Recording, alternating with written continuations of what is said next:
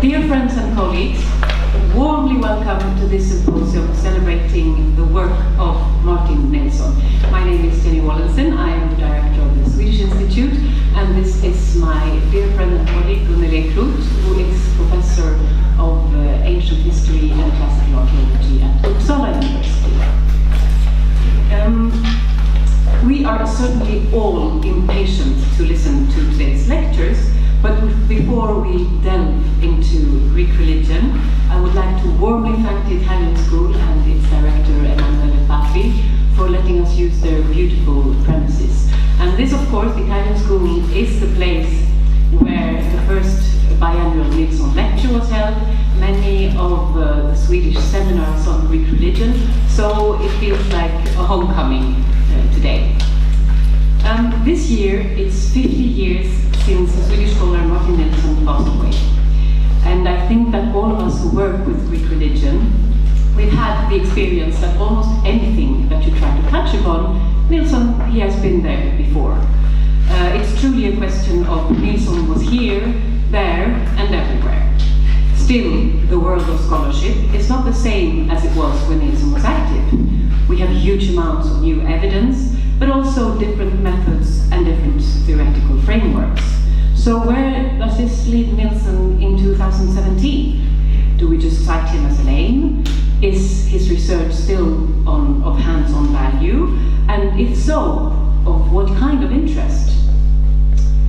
Martin Nilsson, or Martin Pearson Nilsson, as he was often called, was born in 1874 in the parish of Ståby in the countryside of southern Sweden. He received an undergraduate degree at Lund University in 1895, and 5 years later a doctorate on a thesis on the Attic festivals of Dionysus. And on the same occasion he was awarded the title docent, which was a possibility, still is in principle, that if your dissertation was good enough, you got the honorary title of docent, which usually takes another doctorate more or less to get. In 1909, he became professor of classical archaeology and ancient history at the same university, a position that he held for 30 years. He was also vice chancellor of Lund University in 1936 to 1939. Nilsson's parents were farmers, and his ancestors had apparently farmed and lived on the same plot of land since the early 18th century. He was the first of his family to pursue an academic career and not to become a farmer. The choice has sometimes been attributed to an injury he had when he was a child, when his foot was crushed, leaving him with a lifelong handicap. According to Nilsson's lore, his father would indeed been unfit to work on the farm, and since the life on the farm was too hard for him, proclaiming that as the boy is limping and his new use around the fields, we can just send him off to study as well. However, Nilsson himself explained that the choice was his own, and both options were open to him. His high school teacher in Greek inspired him to take an interest in classical antiquity, and there was no hesitation that he would pursue studies of Greek and Latin once he came to Lund University. There he had a professor of classical philology, Sam Wide, who was a strong source of inspiration for his interest in the history of ancient Greek religion and archaeology. And he also participated in Danish excavations at Lindos and published a study of amphora handle stamps. And as a student he also spent periods abroad in Berlin and Basel and had the opportunity to meet with and talk with Ulrich von Wilamowitz-Möllendorf. Nilsson was active when the study of ancient Greek religion came into being, and he participated in its development as one of its major players. The great archaeological discoveries of the late 19th century stimulated classical archaeology to become a discipline of its own. And his chair in classical archaeology and ancient history, established in Lund in 1909, was, together with a similar chair at Uppsala, the first of the discipline in Sweden. Nilsson's scholarly production was huge, with an output of around 20 items annually, including everything from small notices and reviews to popular science and academic paper, as well as the major monographs. And he continued working in the same speed after retirement, and his Geschichte der griechischen Religion came out after he had left his chair as professor. When he passed away in 1967, his printed production encompassed 1,000 items. The range of topics was also vast. Nilsson touched upon almost all areas of classical studies, apart from art. His interest in folklore and folk culture was particularly prominent, and its origins in a traditional agricultural community with strong links to the land definitely had a clear impact on his work. Cult and festivals were also two other themes he returned to regularly, and his work on the religion of the Bronze Age and its relation to later periods was groundbreaking, but he also extended his interest in the other chronological direction, covering the religion of the Hellenistic and Roman periods. In general, his research is characterized by a close contact with the empirical evidence, textual material, which meant knowing and exploring it in astonishing detail. And throughout his long career, he also showed an awareness of and interest in new developments and discoveries. During his life, Nilsson also kept an intense correspondence with colleagues worldwide.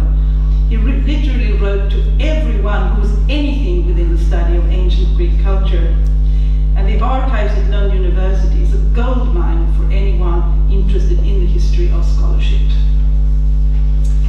Our institution here at Athens is connected to Nilsson, although in a somewhat surprising manner. The initiative to found the first Swedish Institute abroad came from Nilsson, and in 1925 an institute was established in Rome. Apparently, Nilsson strongly advocated for Rome and was less keen on an institute in Athens, partly since he considered this location as remote and semi-oriental. Still, Nilsson's impact on the Swedish Institute at Athens, once in place, cannot be denied. Our two main fields of study have always been the Aegean Bronze Age and ancient Greek religion. And the importance of this tradition was particularly evident during the long directorship of Robin Haig between 1976 and 94, and most significantly in the publications of a long series of important symposia. In 1990, Robin Haig instituted a biannual lecture in the honor of Martin Nilsson, whose work he thought had faded so much from academic attention that researcher was once more covering the same ground without knowing Nilsson had already been there.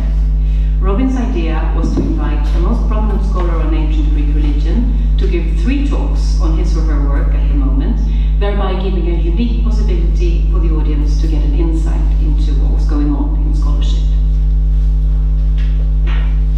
I was a student at the Swedish Institute when the first Nilsson lectures were given in November 1990. I remember Robin's presentation of Nilsson and his work, and most of all the fact that his scholarly production was so immense, both as to content and sheer numbers. The speaker on this occasion was Kevin Clinton, and the first of the 3 talks was given in this particular room. It was on Eleusis and the structure and contents of the mysteries and the rituals performed, in particularly the deities of the fertile soil in relation to those of the underworld. It was an incredibly rich presentation, integrating text with images and the actual topography of Eleusis, and performed with passion. I think Clinton spoke for 1.5 hours, never losing the attention of the audience. When he finished, the room went completely silent, and then everybody started applauding hysterically, just like after a really good concert. I don't think Robin had expected such a strong response, but the Nilsson lectures were clearly a hit. The initial talk by Kevin Clinton and the two he delivered the following nights later became his seminal book, Myth and Cult, the iconography of the Eleusinian mysteries, published in 1992. A truly great start to a series of events dedicated to Nilsson and his work. Throughout the years, the Swedish Institute has had the pleasure of receiving the most eminent scholars as Martin P. Nilsson lectures, and the invited speaker is asked to publish his or her talk either as a separate monograph or as an article in our journal, Opuscula, so that the entire scholarly community will profit from this work, and not only the fortunate few being present when the talk is given. The importance importance of Greek religion at the Swedish Institute is also manifest by the present director, Jenny Wallensten.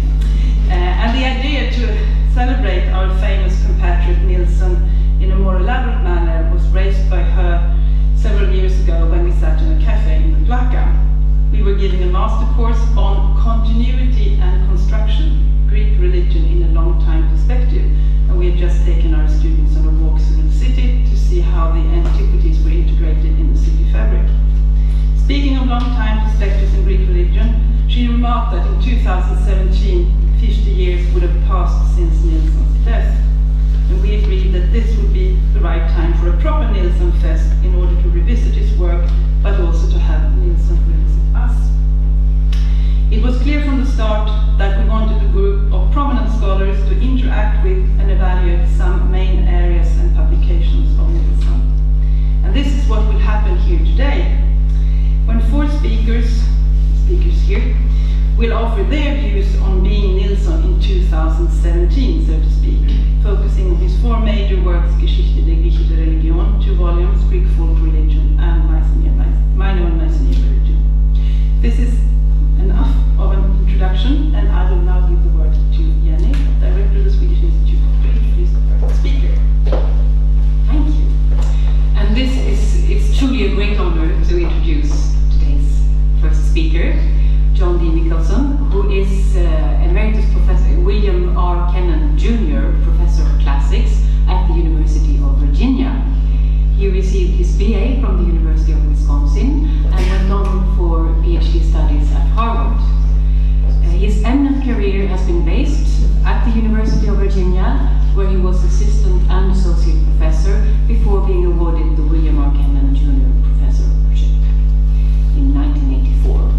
His excursions from the University of Virginia include a period as member of at the Institute of Advanced Studies in Princeton, and of course as Whitehead Professor at the American School here in Athens.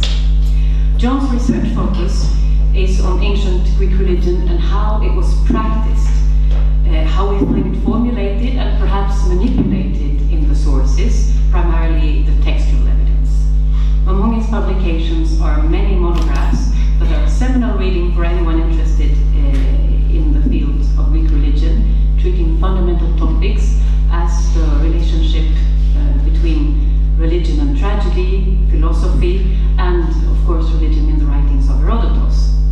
I found very recently also that he has branched out into a slightly different field. His latest monograph is called A Slightly Hagiographic History of Classics at the University of Virginia from 1825 to 1970. Jon's talk today is entitled Nilsson and the Geschichte, Volume 1. Thank you.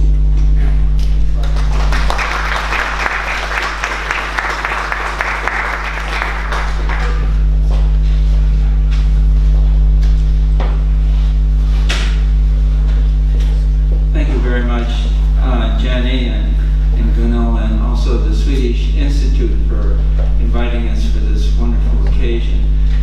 It's very meaningful to me personally, and I'll express that in a minute. I am a bit intimidated, however, by having a rather unhappy looking Mark Nilsson over my shoulder as I do this. But in any case, I will say, do you have the happier picture of him? In 1920, Mark Nilsson gave a series of 8 lectures in Swedish at the University of Uppsala.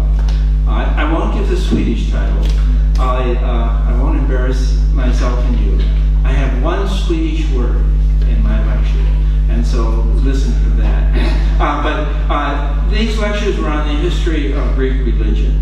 They were published in Swedish in 1922, and in 1925 they were translated into English and published by what we now call Oxford University Press.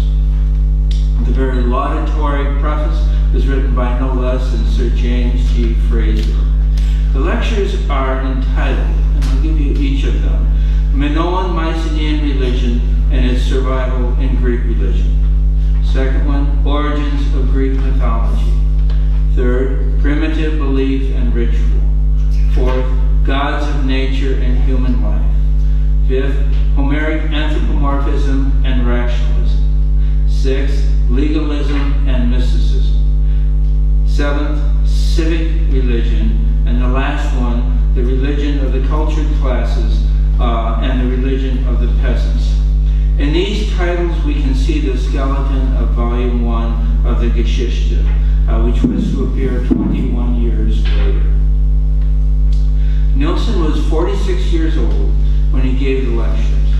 He was 67 when he published Volume 1 of the Geschichte in 1941.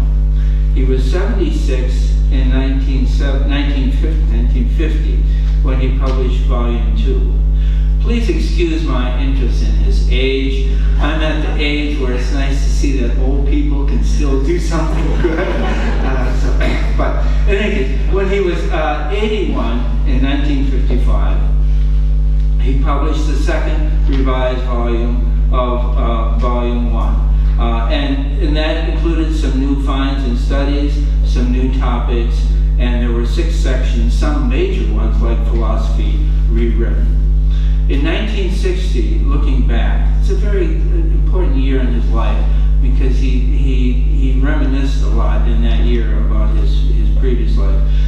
In 1960, looking back, he viewed these 2 volumes as a culmination and conclusion of his life's work in the area of Greek religion. Some of you may recall the claim he made in 1960 that, quote, "The pen fell from my hand when I was in my 86th year," unquote. But happily, that was not to be true. When he was 87, he published the revised edition of Volume 2. Then, in the early 1960s, it was decided, I'm not sure he decided, but somebody decided to do a 3rd edition of Volume 1. It was entrusted to his colleague at Lund, Erland Einmark, but Einmark died early and unexpectedly, and Christian Kalmer, the head librarian, but also a great scholar, the head librarian at Lund, Nilsson's former student, completed the task. And part of that task was to include 22 big, very densely written pages of notes to the edition at the end. Those were notes written by Nilsson in his own text of Volume 2, or Volume 1, second edition. Martin Nilsson died in April 1967 at the age of 92, and a month later Herman Bengtsson wrote the foreword to the 3rd final edition of Volume 1 of the Geschichte with a very moving tribute to Martin Nilsson. Since 1920, Walter Friedrich Otto, a very unusual man, had been the editor of the monumental series of the Handbuch der Altertum Wissenschaft. And in the 1930s, he and others decided it was time for a new, or really in many ways the first history of Greek religion. Volume 1 was to cover from the beginning to the end of the classical period. Volume 2 was to cover the Hellenistic and the Roman periods. Martin Nilsson was Otto's second choice to do Volume 1, and he was the third choice to do Volume 3. I always tell my students that kind of thing. Don't be disappointed with the first rejection. Okay. Walter Friedrich Otto's first choice for Volume 1 was Otto Weinreich, who had first accepted and then declined. And so Walter Otto turned to Nilsson, who was his fellow editor then of the Archiv für Religionswissenschaft. And so probably in 1932, after his Sather lectures at Berkeley, Nilsson began work on Volume 1. It was probably finished by 1939, because when it was finally published in 1941, Nilsson had added 6 pages of Nachtrage, addenda, with references to 37 works that had been published from 1937 to 1940. Weinreich was also Otto's first choice for Volume 2, and but again, he declined. First accepted and then declined. Then Otto and Nilsson together turned to Nilsson's friend, Arthur Darby Knock, and he too declined. The world is probably better for those two declines by Weinrich and by Knock. Both of them are great scholars, but neither of them, I think, could have ever put together a comprehensive volume like Nilsson did. So in 1939, after his retirement, Nilsson began work on volume 2. And he says, I like this, he devoted himself entirely to it until he finished in 1947. Entirely is a bit of an overstatement, because for those 10 years, there's 83 other items in his bibliography. A very productive man. Because of the post-war difficulties, Volume 2 was not published until 1950. And that's Volume 2. And I've left here in the German, but I'll read it, I'll translate it. His statement in Volume 2, he said, and this is thinking now, it was finished in 1947.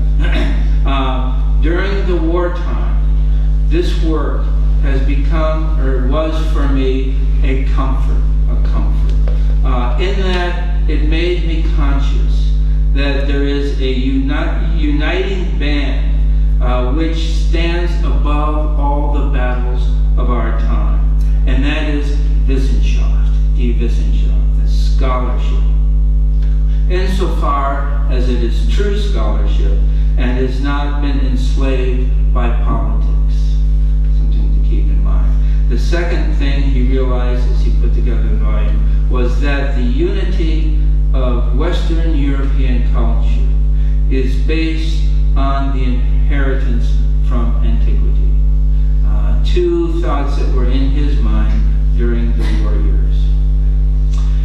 In the introduction to Volume 1, Nilsson carefully delineates what his book is and what it is not.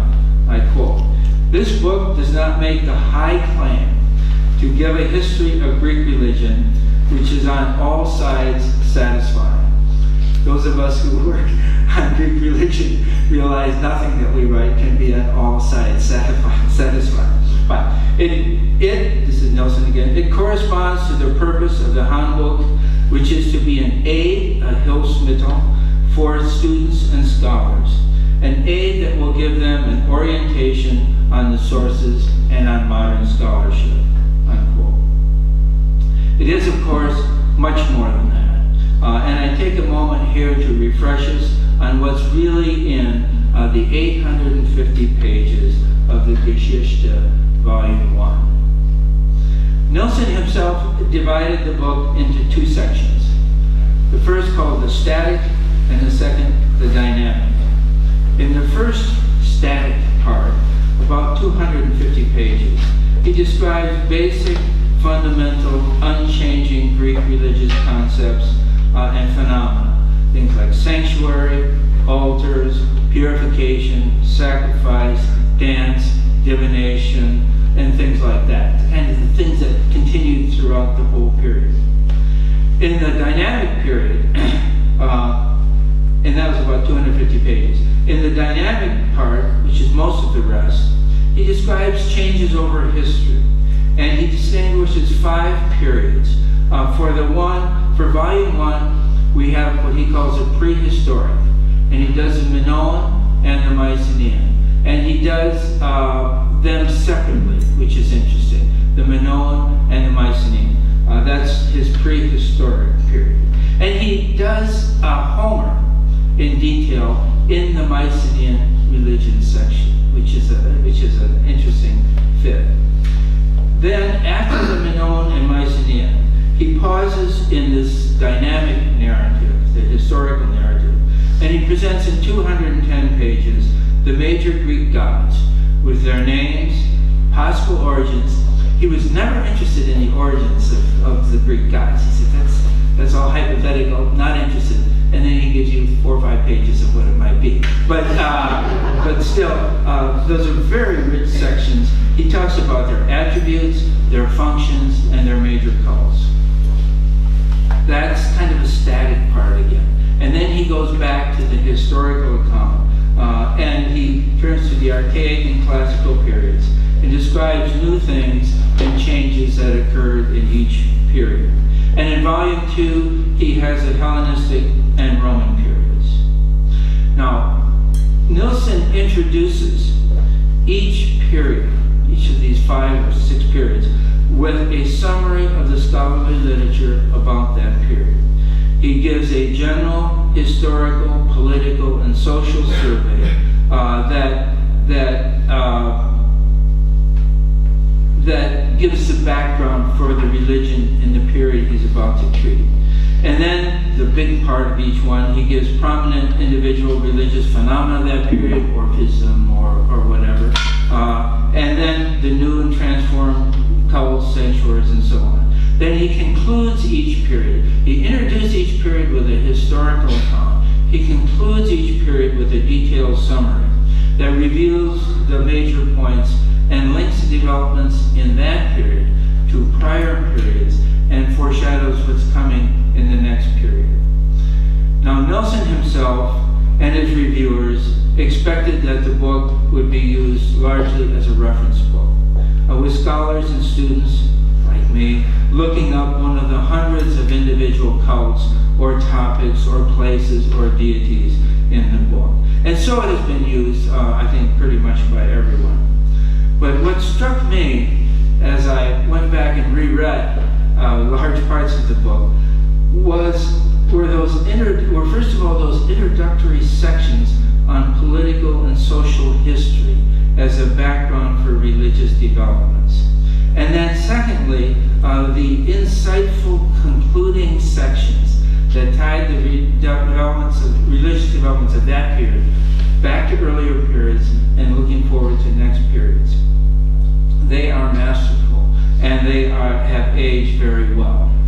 It is one of the tragedies of our field that the whole Geschichte was never translated into English, and therefore had a more limited audience than it should have. But it's still worth today, and maybe I can find a student to do it. It would be still worthwhile today to translate those introductory sections and those summary sections into English. They are very, very valuable. Let me select now from this rich treasure house some leading ideas. First of all, Greek religion, these are Nilsson's ideas. Not mine, they're mine too, but they're Nilsson's. Greek religion must be studied historically. It sounds obvious to us, but it was not then. Deities and religious concepts, and less so practices, change over time, and we must recognize this. Greek religion at any one period is an amalgamation of primitive, that is Minoan, Mycenaean, and elements of other periods, and then of new developments in its own time. And we have to try and sort these out as we study Greek religion. Here I note 2 points. One is that Nilsson, as a student, a college student, had studied ancient Greek history intensively on its own, without religious ties. And I think that gives the richness to these introductory sections. And the second thing, of course, is he had been very strongly influenced by his own work on Minoan and Mycenaean religion and how he saw it then transferred into classical Greek religion. I would also add here that Nilsson, unlike anybody before, and that's the key, can talk about this, but unlike any before, and unlike very few since, in Volume 2 made a very strong and strict distinction between Greek religion in the Hellenistic period and Greek religion in the Roman period. And I mention this because some years ago I was doing a study of religion in Hellenistic Athens. And everything I was finding didn't fit with all the conventional descriptions of Hellenistic religion. They just weren't there. And I couldn't figure out why until I started poking around with books on Hellenistic religion. And what I found that they were doing is taking all this Roman evidence and retrojecting it to the Hellenistic period, and then claiming that was Hellenistic religion. there's only one person I came across who said, no, this is Hellenistic religion and this is Roman religion, and drew the line. And that brought me back to Nilsson and to the Geschichte. And then also Zef Stewart, my own mentor.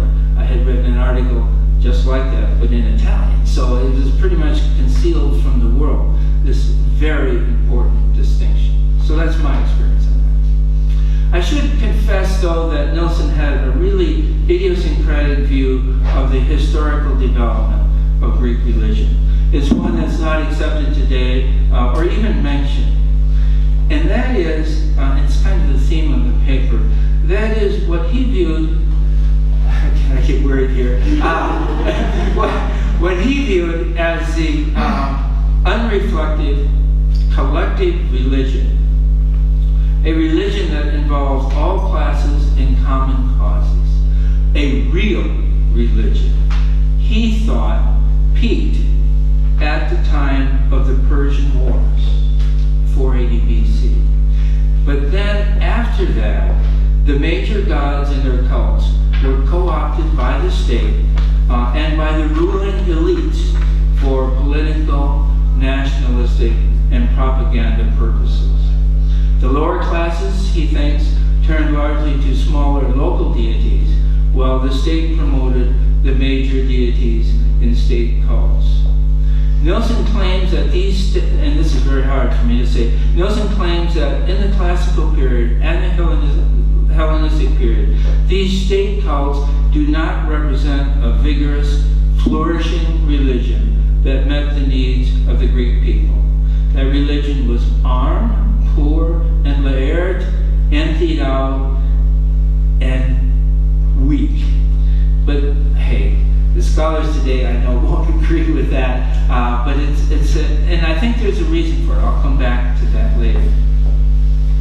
As I was trying to understand Nilsson's devaluation of what we would call classical Greek religion, to which many of us have devoted our lives, I reread the correspondence between Nilsson and the great German Hellenist Ulrich von Wilamowitz. All of it was from the 1920s, and much of it concerned Nilsson's Swedish lectures of 1920. Wilamowitz loved the Swedish language. He read Swedish, and he read Nilsson sent him the 1922 printing of his lectures. So in 1922, Wilamowitz, who had read the lectures, told Nilsson in a letter that he, Nilsson, wrote passionately about the prehistoric periods. But after that, his inner sympathy sank, declined, went away. And that was an interesting moment. And then in the next letter, Nilsson writes back to Wilamowitz, and he said, yes, you are right. My heart is in the prehistoric period. Nilsson wrote that. And he said, for the rest, I do not have the right instinct and sympathy. I can only approach it as a scholar evaluating evidence. That's not bad in itself, but only as a scholar evaluating evidence. And so I think, as I'll try and show in a bit, Nilsson saw the development of Greek religion as a movement away from and then eventually back to central elements of the prehistoric religion with which he sympathized. And for him, at no time was religion farther removed from what he called real religion, prehistoric religion, than in the high classical period. Second point. Nilsson claimed that the cult artifacts, inscriptions, and rituals are the best sources for understanding Greek religion. He systematically and intentionally avoided statements of belief or of Greek beliefs because he said that he thought such generalizations would introduce too much of our own anachronistic religious beliefs.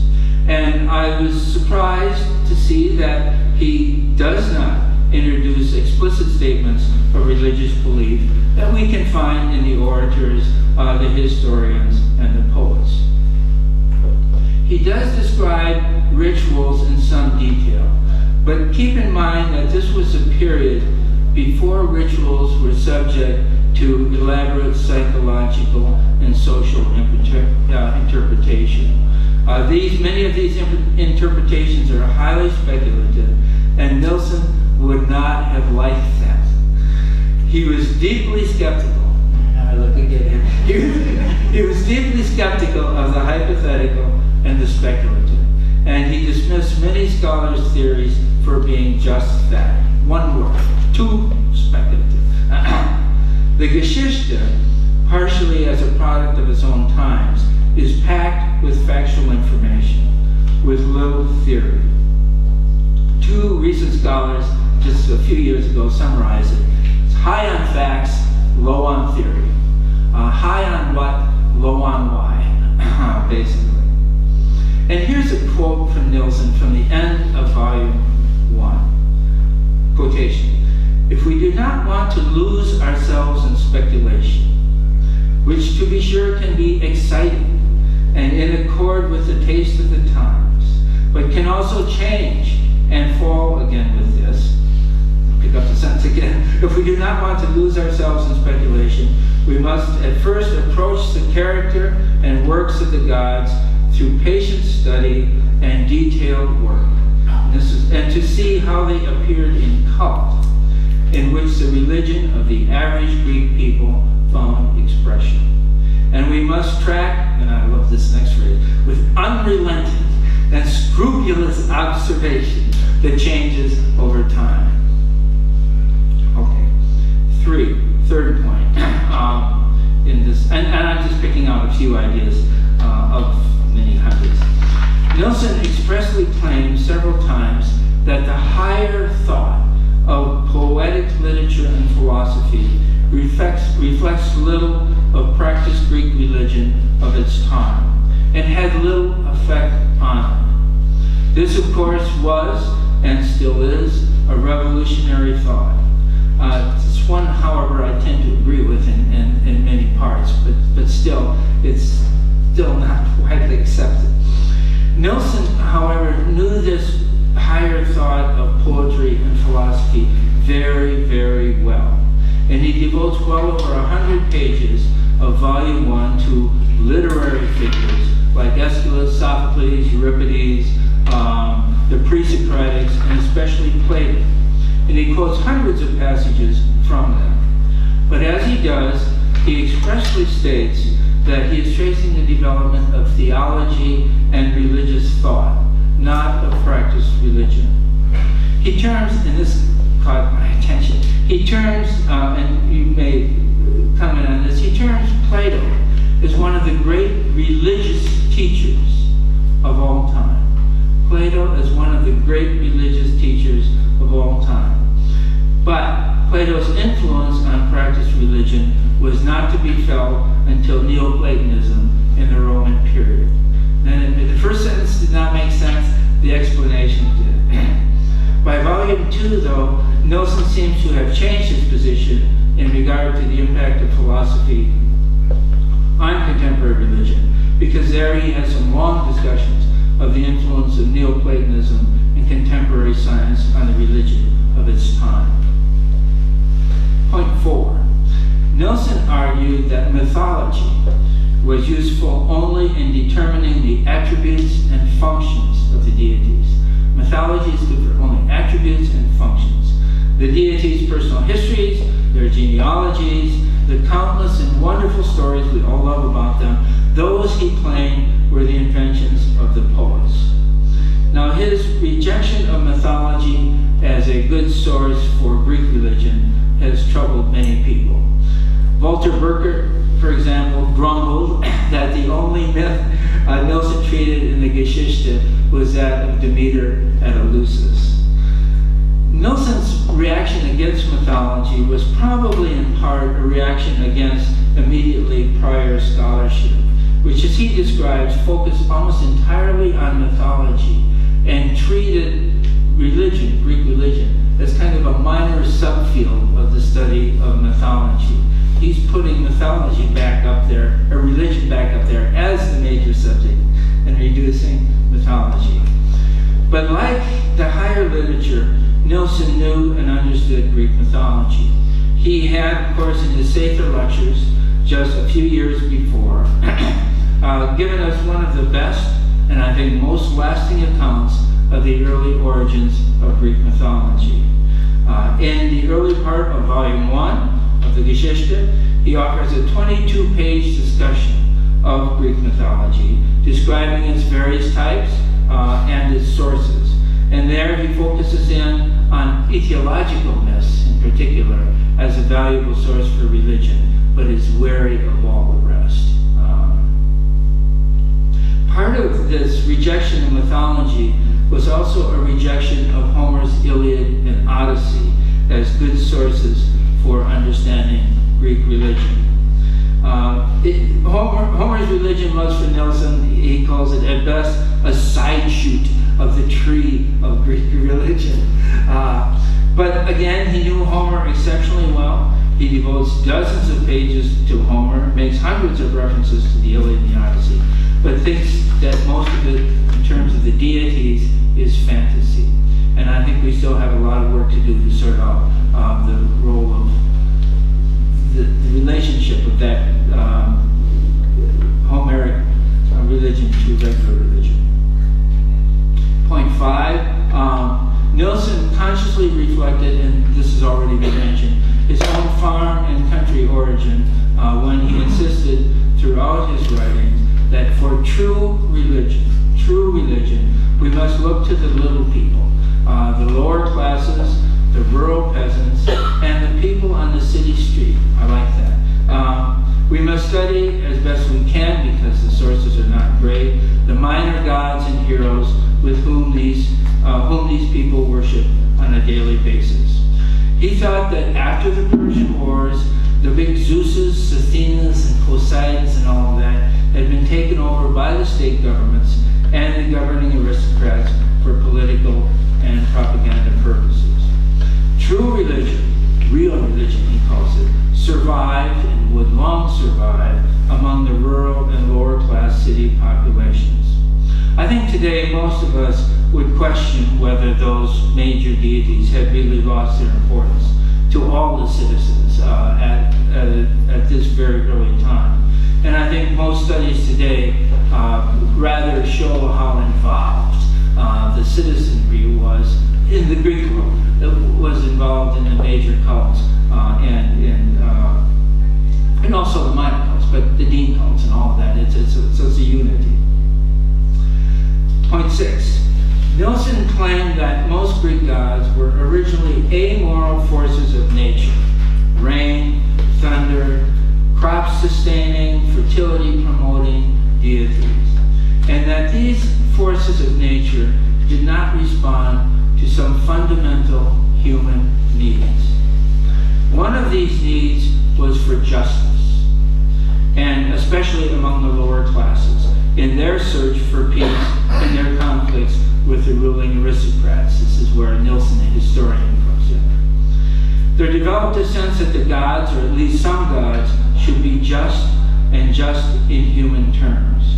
We find this, of course, first, for sure, in Hesiod, but there was a constant push in Nilsson's look, beginning in the Archaic period, but continuing through time, to make these once amoral gods. I'm saying amoral, not immoral.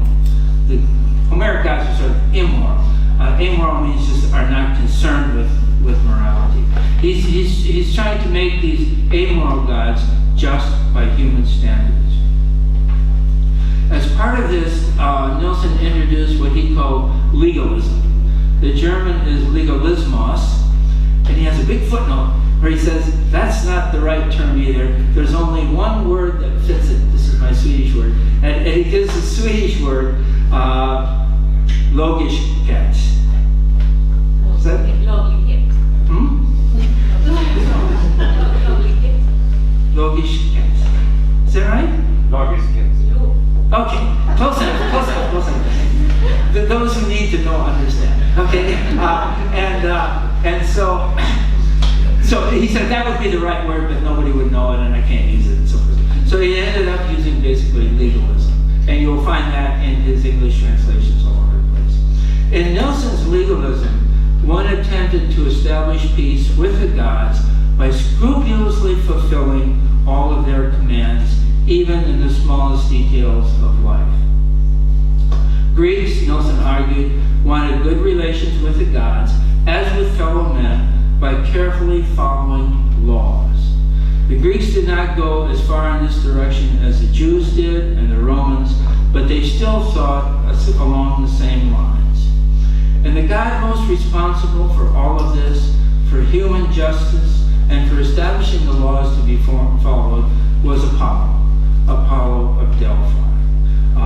And Apollo, through his oracles, set or validated the religious laws. And if the Greeks followed those religious laws, then they would have a good relationship with their gods. They would have, to use a Roman term, pax de oro.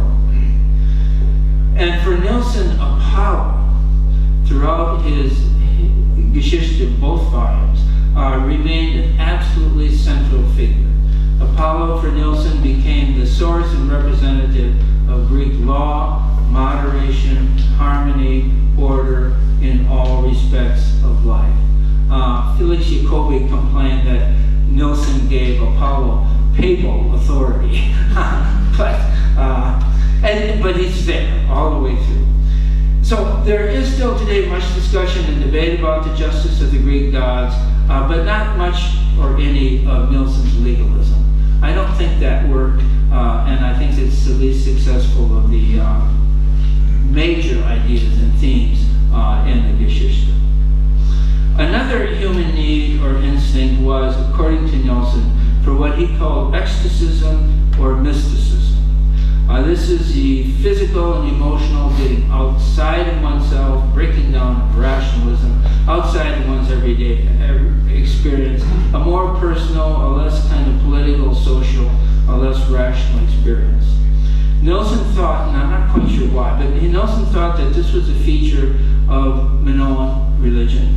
And it was largely suppressed by the Mycenaeans and then in early Greek religion. But then it re-emerged with rituals like the Eleusinian mysteries and particularly, of course, the god Dionysus. The violent kind of Dionysiac ecstasiism that we see portrayed in Euripides' Bacchae was soon tamed in the Greek tradition, or partially so, and at least integrated in a way into the traditional, in Athens, into the traditional festival structure.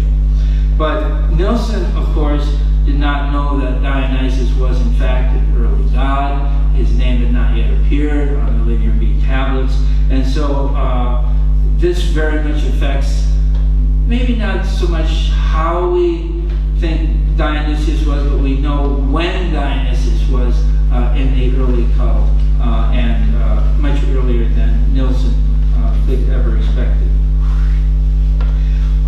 Nilsson also strongly believed that there is a human craving for law, comfort, refuge, care, and concern from one's gods.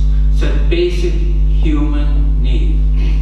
I quote here what he describes in his description of Herodotus, actually, what he describes as real religion. The human needs a God to whom he can turn in his needs and sorrows, to whom he can pour out his heart, in whom he can hope, and from whom he can expect help and comfort. That's not the classical Greek gods. Here I think Nilsson's Christian orientation comes out very clearly, one that usually lies pretty much concealed in the Geschichte. Nilsson claims strongly and repeatedly that these cravings for love, comfort, were not satisfied in classical Greek religion. They then reasserted themselves, they always have to reassert themselves, eventually in the late classical period, particularly with the appearance of Asclepius, right? The paternal, caring, healing deity. And then this further developed, of course, with the importation of foreign gods like Isis. These new gods had a personal relationship with the individuals, and they cared for, they comforted, and they offered healing to them. These gods could love humans, and they could be loved by humans. Aristotle has this wonderful statement, no one ever loved Zeus. And that whole thing does not fit the classical world. And that's a problem for Nilsson. The move to such deities grew and expanded throughout the late Hellenistic and Roman periods. And I think for Nilsson, Christianity was in many ways the end result, or rather the culmination of this religious evolution. And to put words into his mouth, sorry, Mark, Christianity was a real religion that could fulfill the human needs that had not been satisfied by the archaic and classical Greek religion. Nilsson's Geschichte was the book on Greek religion from its first appearance in 1941 until Walter Burkett's Greek religion appeared, the German edition in 1977, Peter Bing's translation in 1985. Students and many scholars then and since have thought that Burkett's book somehow replaced Nilsson's book. Burkett did not. In his introduction, he wrote that his book was no all-encompassing handbook like the monumental work of Martin Nilsson, but was rather a book that presented a variety of evidence, not all of it, and offered provisional interpretation of that evidence. Nilsson, I think, would have called much of Burkett's work speculative. That's a criticism. But he would have approved that Burkett recognized as speculative what was speculative. Always a critical point. Burkett's Greek religion begins a bit earlier with the Neolithic, but it ends in the middle of the 4th century. It ends in the middle of the 4th century. But the differences between the two books are vastly greater. And look up any one article on any deity or any topic you're interested in, and you will see the encyclopedia versus the kind of a selective choice for an argument. Scholarship, though, moves on.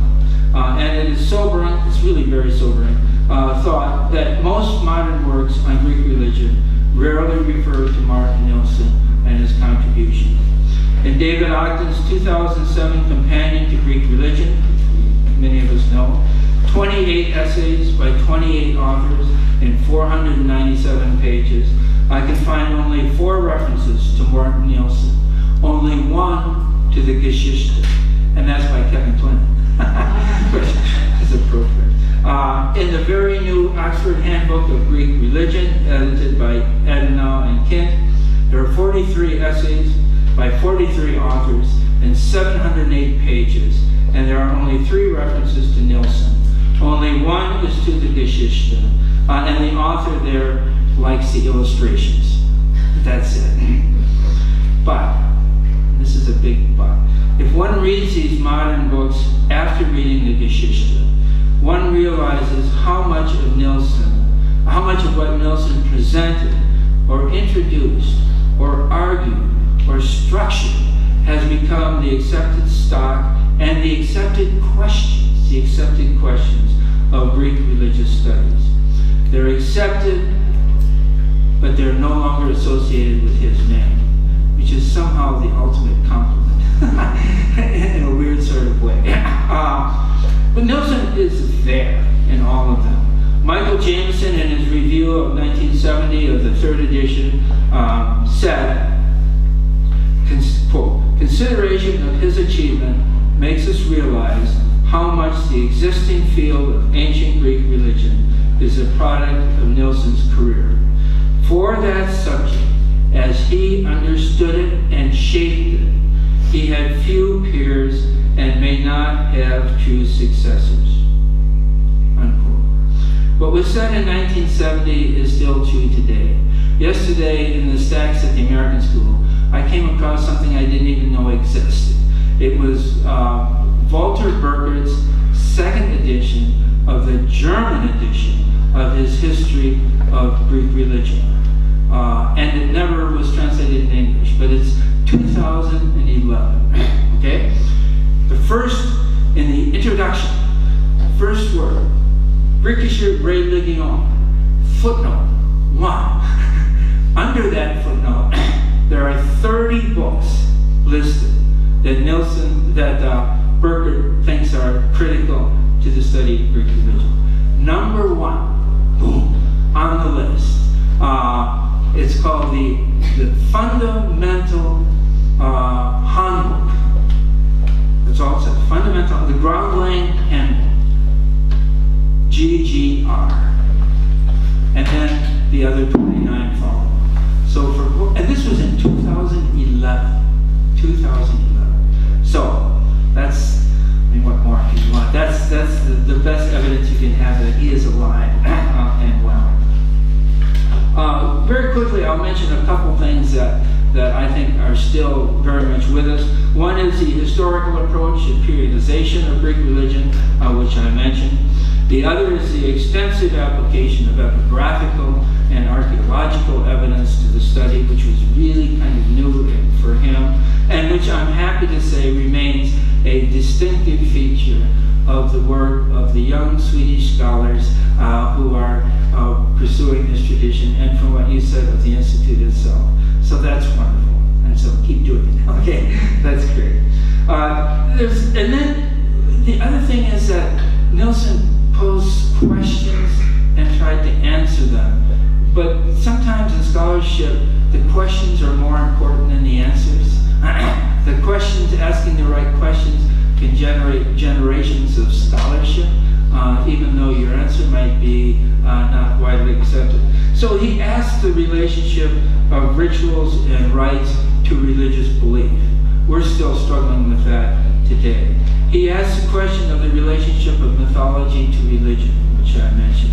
He raised the question of the justice of the gods in cult, in religious cult. And each of those, it turns out, constantly in the literature today. And then there are two more, let me add two more that are of special importance to me. First of all, the question of the relationship of higher literature, poetry, and philosophy to practice religion. I've been struggling with that for 40 or 50 years. But he's raised a question. He raised a question. I don't agree with all of his answers, but the question is important. And finally, the importance of religion as practiced by average citizens and its relationship to the religion of the state. The individual versus the state, all of this is laid out in Nilsson, and I personally now think that anybody who writes on any of these topics should go back and take a look at that first statement of these things. Now, I first read the Geschichte in its third edition, soon after it appeared, when I was very young, and was beginning my studies in Greek religion. I thought, hey, it's a pretty good book. It's a good book. It's very long. It's in German. But hey, it was a good book. And also, Mycenaean religion was on at the time, and all of that. So I thought it was good. It's a good book. But it's just another book. Coming back to it after some 50 years, I now can appreciate what a real treasure it is. The vast knowledge and range of literature, history, philosophy, archaeology, epigraphy, and contemporary scholarship is astounding, a simply astounding collection. And there's also a reasoned, precise, straightforward, objective statement of major questions and major issues and topics. And it's kind of hard to express it. You just have to kind of read it and see how it comes across. It's authoritative, but it's not overwhelmingly so, especially compared to the literature of its time.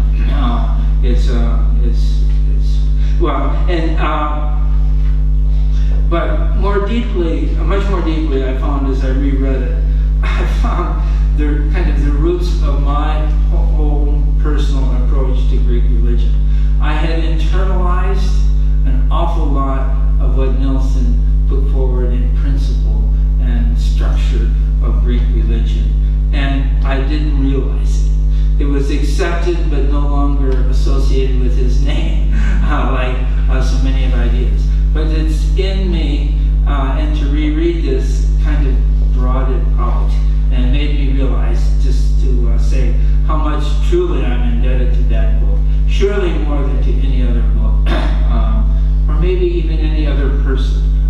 in the, thank you, Martin, in the field that we've had. Let me close with one statement that took away my breath. It was a statement from Nilsson's own defense of his Geschichte, which was criticized. And it was in an essay in the Scripta Minora, the third volume, the last volume of 1960. So 1960, and he'd written a couple essays in there in addition to the collection. Here he is speaking of his own farm background and his interest in the peasants and the lower classes.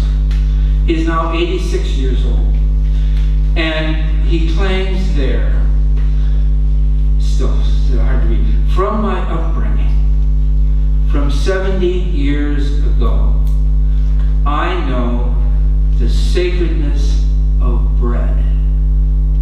I know the heiligkeit of bread. It's an amazing statement, and it made me wonder if we today can attain the understanding of Greek religion that Martin Nilsson had. If we cannot turn away from our books and go to dinner and feel the heiligkeit of bread. Thank you.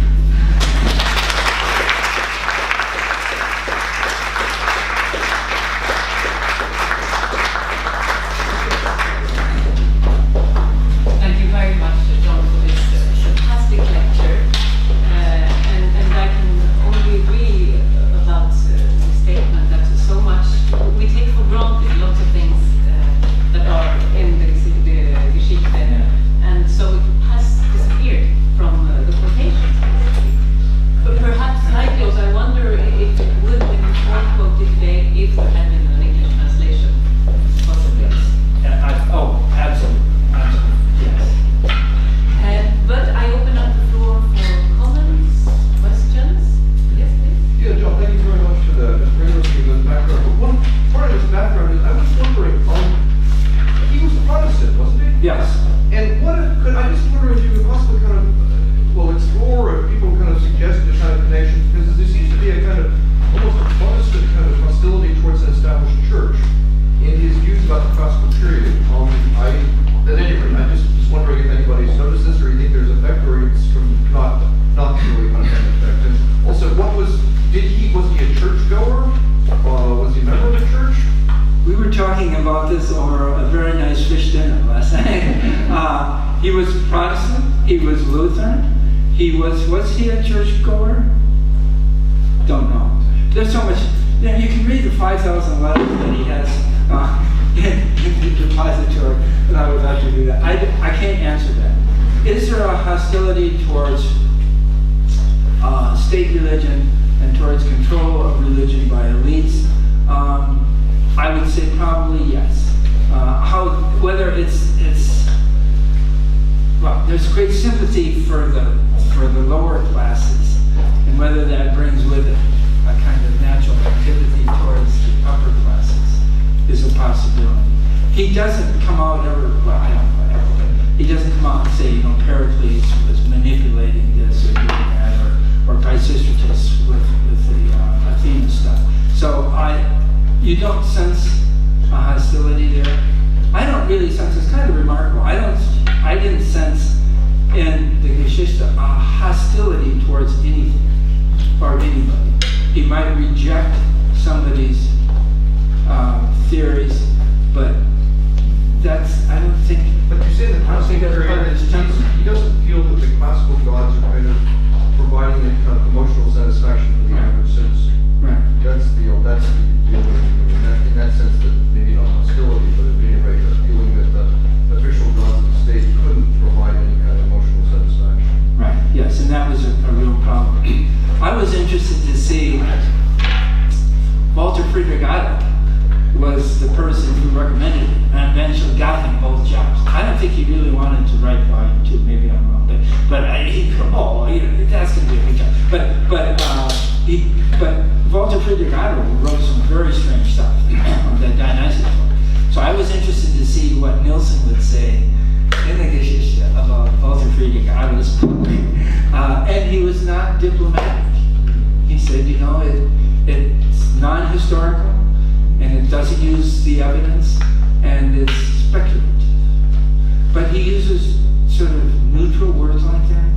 There's no adverbs that intensify the criticism, which is nice. But so did he have a hostility towards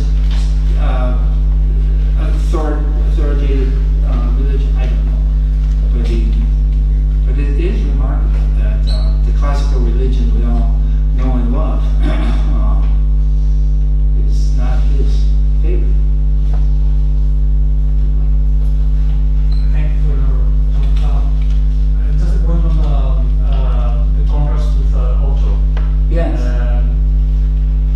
I think the recurrent emphasis in the work of Nilsson on the idea that you have to study religion in terms of its change in the course of time highlights this difference with the kind of ahistorical conceptions of the unchanging goals of Otto. Yes. And also one can say the same thing about the difference of approach with somebody like Kenan, for example. Mm-hmm. So he doesn't attach importance to the origin so much. He doesn't believe in some kind of archetype that can explain the goal across time. Right. The contrary is always interested in development and changes of many new Christian factors. Yes. Yes. No. Exactly. And he had the same difference with Villimovic, who also wasn't terribly interested in the sources or the changes over time, and so they have a warm correspondence with differences on how to. One of the interesting things between Otto and Nilsson and Villimovic was the theory back then that do you have to believe in the gods in order to properly describe them? And Walter Friedrich Otto was a believer, and you get that devotee's devotion to it. And Villimovic like that. Nilsson